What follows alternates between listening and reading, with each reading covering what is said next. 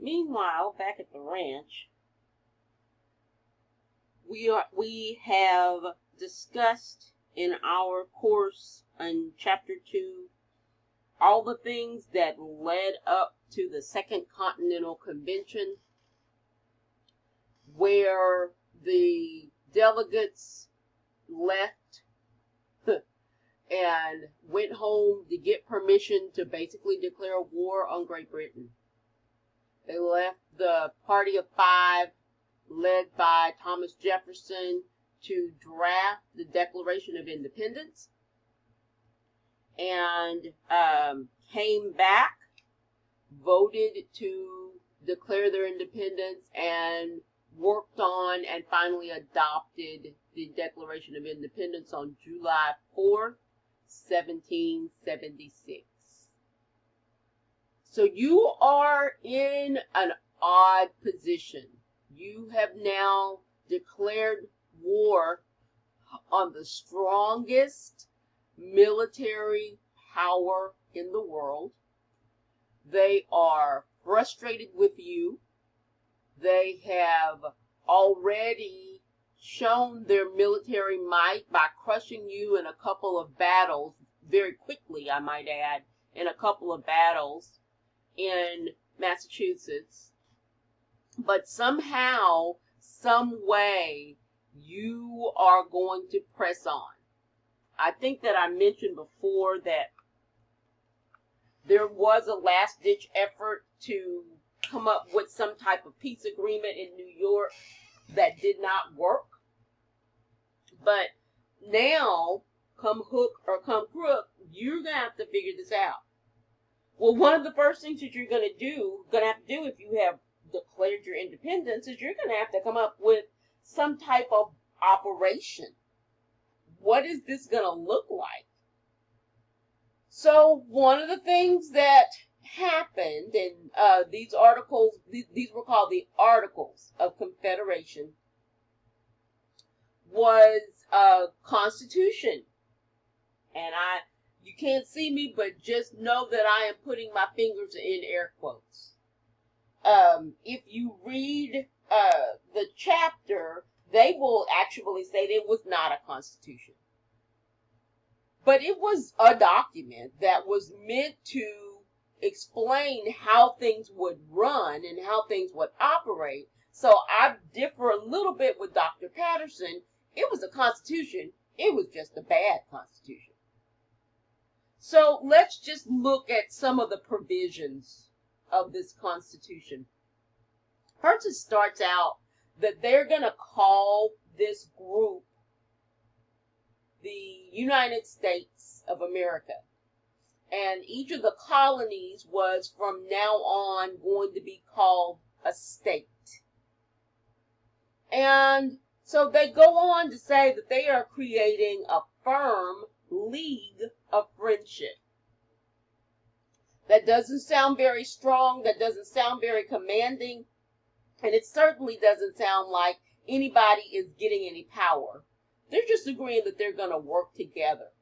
And if you keep reading, they say that this League of Friendship is going to work for the common defense, the security of liberties, and for mutual and general welfare. So they go on to explain how this is going to work, this League of Friendship. They first put in here some provisions about how states will work with each other. There's a full faith and credit clause saying that you have to recognize the records, acts, and judicial proceedings of other states. And it says that if a person is charged with a crime in one state and they come to your state, you got to take them back. You got to deliver them back. So these are some of the provisions of the Articles of Confederation. Then it goes on to say that each state will determine delegates, and each state will maintain its own delegates in meetings. That means they're going to have to pay their salaries. They're going to have to make sure that they get there. They're going to have to pay for them to get there, and they get to decide who they're going to be. Now, when is this body going to meet? And they decided that they were going to call this body that was being formed under the Articles of Confederation Congress. Congress. They're going to meet on the first Monday in November in every year. And they would, so you were, as a state, designed to get your delegates ready. No state would have less than 2, so every state would have at least 2. Some states would have 7 delegates. But every state only got 1 vote. No matter how many delegates you had, each state only got 1 vote. It goes on to explain what states couldn't do. But notice, I hope that you will notice that it has this language. You have to recognize the rules and laws of another state. You should return fugitives to the state. You shouldn't engage in war without the consent of Congress. But it doesn't have any enforcement. What happens in these Articles of Confederation, if a state decides that they want to do something that is outside of the realm of what is instructed, like a treaty? There's no consequence. There's no consequence. Now, let's talk about financing. So we already know that states were responsible for paying for their delegates. The states were also responsible, if you see this right here, the taxes for paying that portion shall be laid and levied by the authority and at the direction of the legislature of the several states within the time agreed by the United States in Congress assembled. That's a fancy way of saying that the money that they were going to get, any finances that they were going to get from this common treasury, was going to come from the states, supplied by the several states in proportion to the value of land within each state. So naturally, larger states would be assessed larger amounts. But again, what happens if a state decides that they're not going to pay their taxes? I haven't been able to find anything. They go on to talk about how they settle disputes. I'm just going to scroll through this really quickly. Several explanations of how disputes would be settled. Now notice that the only word that you see consistently is Congress. This was a one-chamber body. One chamber. Unicameral is the word. One chamber. Congress did everything. Congress had a very convoluted solution for settling disputes. You had to issue names, and then they would pull lots for the names, and finally they would get it down to 7, and then 5, and those people would vote. The Congress was made up of these delegates, and there was actually a president. Now notice that president has a little p. And what they say is that they will appoint one member of Congress to serve in the office of little p president, and that this person would serve for 1 year and could not serve more than once in 3 years.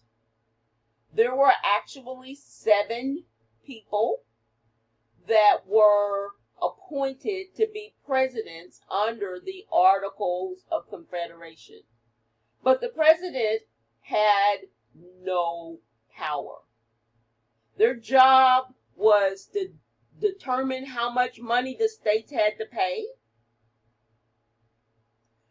determine how much they were going to ask, and to preside over these convoluted legal proceedings if they ever had any. And I will tell you that they never had any. The system was too complicated.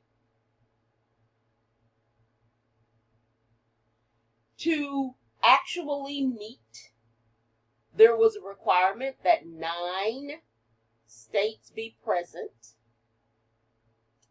And to pass any provisions, there was a requirement that 9 states vote on it. So, this Congress was given the power to give bills of credit. They were given the power to borrow money. They were given power to accept debts. But honestly, if you were coming to speak to the United States, to negotiate with the United States, there was no person that you could find that would be in charge of that. So, bottom line, you would meet with Congress, which met once a year in November, and they would have to vote on it, and 9 states would have to agree. You couldn't have a meeting unless at least 9 states were there. And I'm going to go ahead and insert right now that Rhode Island would not send delegates, so you're already down 1. Rhode Island was very uncooperative, and we will see as we start talking about the Constitutional Convention, we'll see even more about how uncooperative Rhode Island was. To amend the Articles of Confederation, you needed unanimous votes, all 13 states. I don't know how you're going to do that if Rhode Island wasn't sending delegates anyway. And they did say if anybody in Canada wanted to come into the United States, they could come in, no questions asked, but they were not going to be admitting any other colonies unless, there's the magic number, there was an agreement of 9 states. No new colonies were ever admitted. No new provisions were ever voted on. And certainly the Articles of Confederation were never amended. So we make our way through the war, and they're fighting a war. So, whatever. But it became very apparent once the war was over that there were some problems with the Articles of Confederation. So let's summarize what we just discussed. And there is a copy of the Articles of Confederation in lessons in the folder, if you want to look at them yourselves. This was a document that was adopted during the Revolutionary War. Obviously, it created a very weak national government. There was no power, there were no teeth. All the power was in the states. This was called the Confederacy. They called it the Articles of Confederation. So the states had all the power. The states had all the money. The states made all the decisions. And they were trying to make sure that no state had too much power. So it took a super majority of states to get anything done. Now, so this meant that really Congress couldn't tell states that they had to do anything. Congress couldn't tax the members of the different states because they did not have that authority. The president could request some money from the states, but states retained, this is in the articles, verbatim, their sovereignty, freedom, and independence. They retained their sovereignty, freedom, and independence. This was a league of friendship. We're going to work together because we have something that we need to work on, but we're only doing this under consent. And unanimous consent was required for all amendments. Now there's that wording. It was not a constitution. I still say it was just a bad constitution. It was fundamentally it was a law that and the Constitution defines how a government will legitimately operate. Now, sometimes I have heard, and certainly I remember my government teacher when I was in high school saying that the Congress did not have the power to coin money. That is not true. They had the power to coin money. The money was based on the money that was, or taxes, again, air quotes, that were being paid by the states. So they didn't have the power to tax the people. They didn't have the power to tax, no enforceable taxation on the states. Here are some pictures of continental currency. This is a $20 bill. This is $6. That was some continental money. One little problem. Since Congress couldn't tell states that they had to do anything and enforce it, several states had their own currency as well. So this is South Carolina's Spanish mill dollar. This is New York's $10 bill. North Carolina's $5 and $10 bill. Pennsylvania's 3 pence bill. New Jersey's 18 pence bill. Now, how you convert dollars to pence, and there were some states that had shillings, nobody knew. And so what ended up happening was states were like, we don't know what the basis of your money is. We don't know how to convert your money. So often they would not accept money from other states. And as the war raged on, states started running out of money because they were paying all their soldiers. The militias came from the various states. They were sending money and they had their own expenses. They stopped sending money to the Continental Army. So the Continental Army ran out of money. They started giving soldiers IOUs. And negotiations were made. By this time, Thomas Jefferson had gone over to France, and France let the United States borrow some money. They also borrowed some money from the Spanish government. France was a huge supporter during the war, and even sent, some French commanders actually worked with the United States Army because they didn't like England. Spain sent observers, and so gave instructions, and they also engaged England in other conflicts in other places, so they had to split their army to go and fight with Spain.